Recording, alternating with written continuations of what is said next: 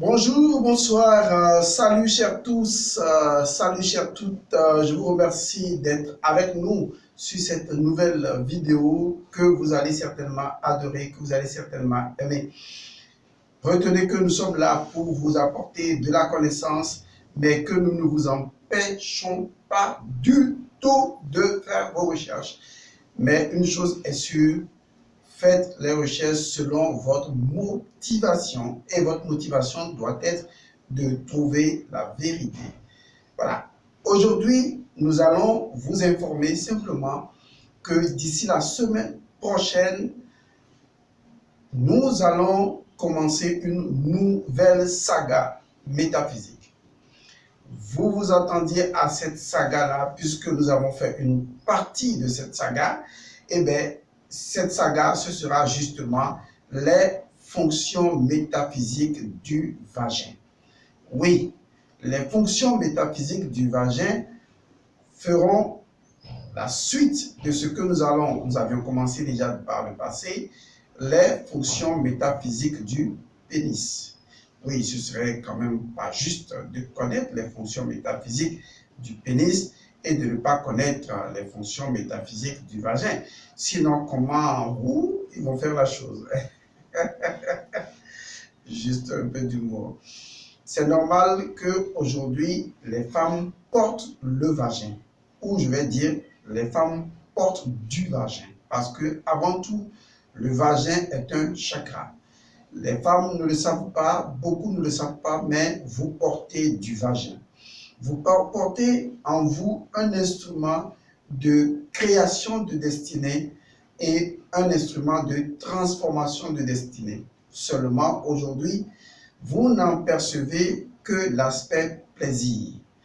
Et vous n'utilisez que cet aspect plaisir, et ce n'est pas de votre faute parce qu'il n'y a pas une éducation formelle qui permette aujourd'hui d'accompagner les gens sur la connaissance de cette chose au niveau métaphysique. Du coup, vous l'utilisez selon l'instinct que vous avez, de ce que vous ressentez, à savoir que vous commencez à développer les caractères sexuels secondaires et boum, et quand on ressent ça, ben voilà, on suit instinctivement, en fait, vous suivez le comportement animal que cet instinct sexuel vous pousse à avoir.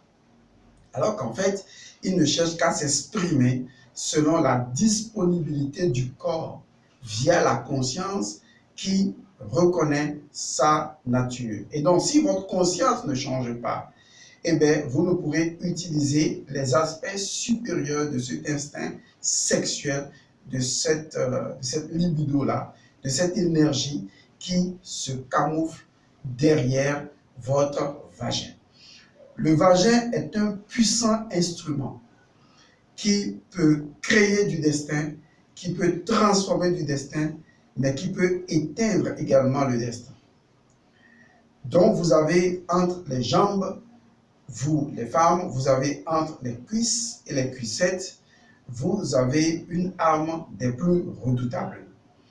Seulement, comment orienter cette arme afin qu'elle puisse devenir un outil, et non plus une arme, mais un outil de travail, de transformation de l'individu, de l'être? Comment accompagner et accueillir les personnes qui viennent se recueillir à l'intérieur de votre chakra vaginal? Comment vivre l'expérience principielle de cet état d'être vagin? Parce qu'en fait, vous n'avez pas seulement le vagin, vous êtes un vagin. Tout comme les hommes sont un pénis. Il faut donc comprendre ce que ça signifie. Qu'est-ce qu'il faut approfondir sur la chose? C'est ce que nous allons entamer dans notre prochaine saga. Ce que nous faisons sur cette chaîne n'empêche pas, ne vous empêche pas de vivre votre vie au quotidien. Parce que nous ne sommes pas là pour vous juger ni vous incriminer. Nous estimons que lorsque vous jugez quelqu'un ou vous laissez les gens même se juger, ils sont bloqués, ils n'évoluent pas. Les personnes n'agissent que par rapport à la connaissance qu'elles ont. Si elles n'en ont pas plus, elles ne peuvent pas agir plus, à moins que se produise un miracle du fond de leur conscience Et même le miracle répond à des principes universels. Donc, tant que l'individu n'a pas acquis une connaissance comparative, eh bien, il n'agira que de façon inconséquente. Ne vous jugez pas par rapport à ce que vous avez été, ni par rapport à ce que vous êtes, même pas par rapport à ce que vous serez. Sachez que mon peuple meurt faute de connaissance est vrai, que vous aviez agi de par ce que vous croyez savoir et que maintenant, une nouvelle forme de connaissance va vous ouvrir les yeux et vous permettre de vivre autrement.